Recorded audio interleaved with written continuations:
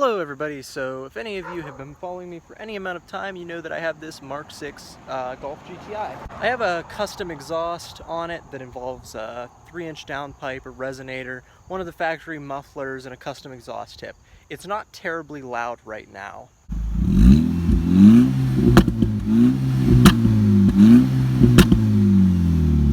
This is my daily driver and I want it to be louder, but I only want it to be louder when I tell it to. So I think an exhaust cutout is a good option for this. An exhaust cutout will give me control of when I want the car to be loud and when I want it to be quiet. ECS Tuning, who is located about an hour and a half away from me, makes a really nice kit for this. Alright, so this is going to be everything that comes with the kit, and here you have your the actual cutout with the clamps. This one's going to be the 60mm one, and then down here we have a $100 wine voucher. This is going to be the tubing and everything for the vacuum actuated valve, and then this is going to be the double apex switch, so it looks OEM. Alright, so here's the actual cutout, and the welds on this thing are beautiful, but here's the little vacuum actuated solenoid. Comes closed, which is nice, but this thing is really high quality. First up, I'm going to go ahead and install the button, and to do that we're going to have to remove all the trim pieces for this area.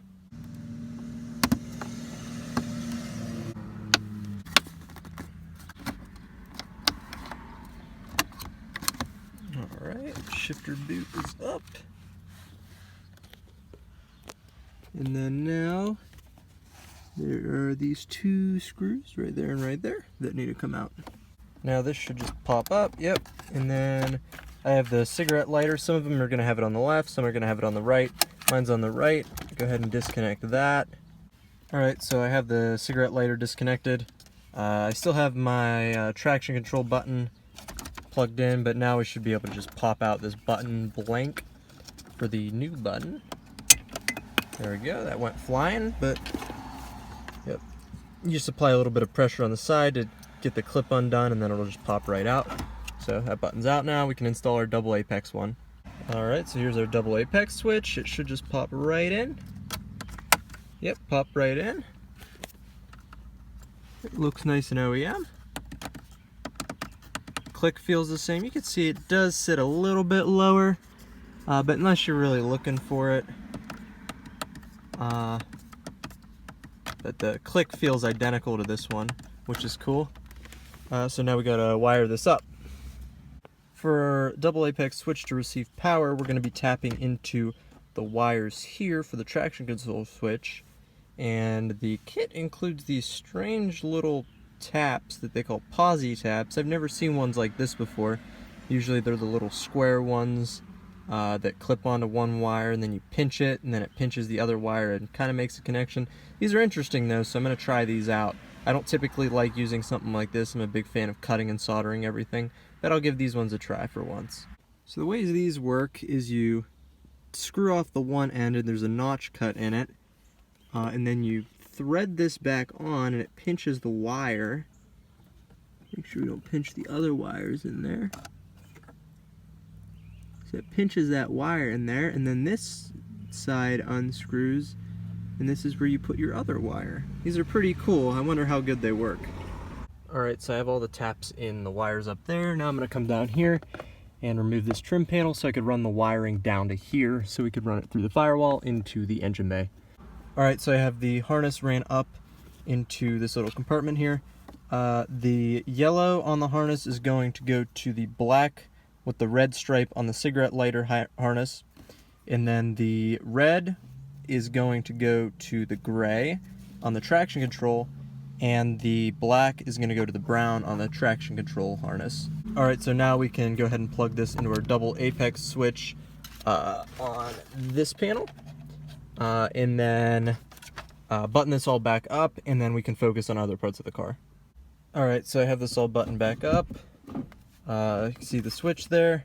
With any luck, if I turn the lights on, the double apex switch should light up. I'd like to think that I'm competent enough to wire a switch. I rewired the entire Miata, so let's see. It lights up, cool. Doesn't do anything when you press it because nothing else is hooked up. But that's cool. It lights up. It looks OEM. Cool. Alright, so I'm going to get up under the car now and cut a section of the exhaust out. So I'm going to need a pipe cutter. Maybe it's something a little bit bigger than this. Ah, this is more like it. Make sure it's on the pinch weld.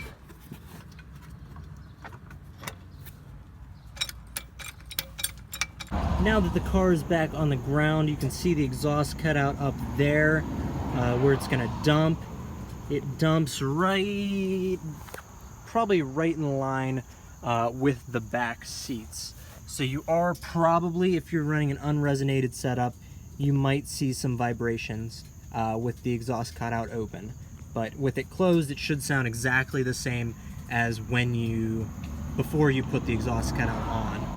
Alright, so we're in the engine bay of the car. First order of business is going to be to tap into a vacuum source. I have the CTS Turbo PCV delete with the catch can over there.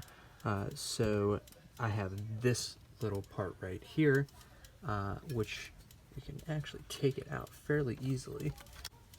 And it's still hot, so see, now we have to take this out and actually make a fitting for this because I forgot to purchase the fitting that we need to tap into the vacuum source. So because I didn't remember to get the fitting and because I couldn't find any information on the size of the fitting, I'm just going to make my own. So the two parts that I'm using, these are the Edelman part numbers. This one's a 1/8 by 3/16 little threaded barb. And then this one, there's a part number for that, 1/4 inch by 1/8, and it's just a 1/4 inch outside thread, 1/8 inch inside thread. Okay, so what I'm gonna do is I'm gonna cut some of the threads off of this one, thread it into that, and then silver solder it together. Here's the part, nice and soldered. It's cooling down. The camera doesn't really pick it up, but it's still glowing red slightly. Here's the part all finished and shined up. Now it's ready to install on the car. Alright, so I have the little custom barb installed back in the car. Now we're going to work on removing this bolt right here, if you want to move your hand. This one back here, so we can mount the little solenoid that the switch is going to control. Alright, so there is the little solenoid mounted.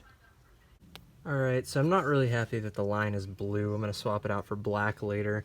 But you can see I have the line coming from the vacuum tap right here. Goes up to this little check valve and then goes into that port on the solenoid. Now on this part of the solenoid, we're going to run that to the cutout up under the car. Alright, so you can see up there the vacuum line is ran up to the engine bay. That comes up. He cut it too short and didn't want to tell you guys. I did have it a little bit short, but it's good. It's good.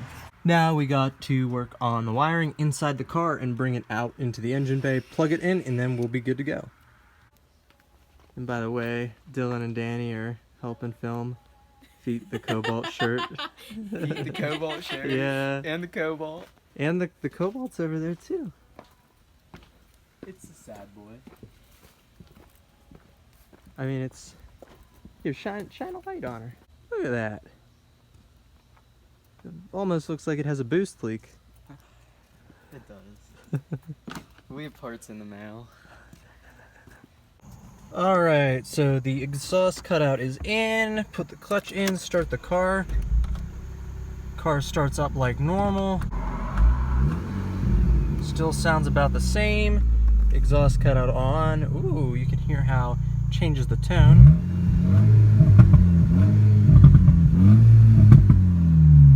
Yeah.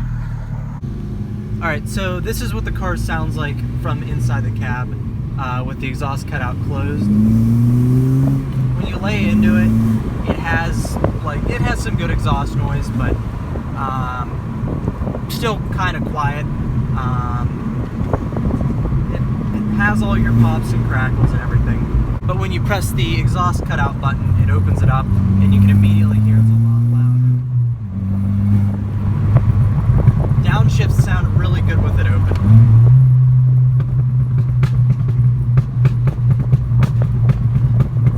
It sounds like a gun.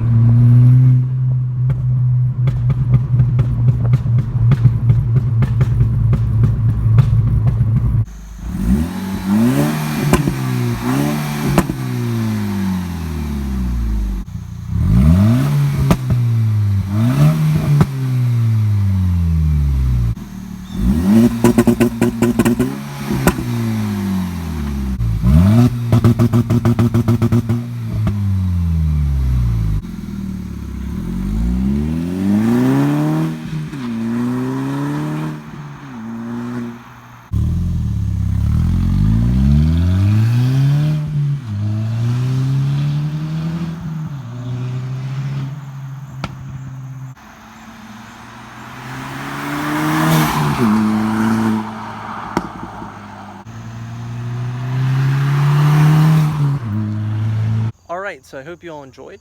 I had a lot of fun making this. It was a pretty easy install, and it's something that not a ton of people have done, and it's definitely going to be something that makes people turn their heads when you roll up to the car show and your car is quiet, and then all of a sudden you lay into it and it's super loud. So I hope you all enjoyed, and I'll see you all next time.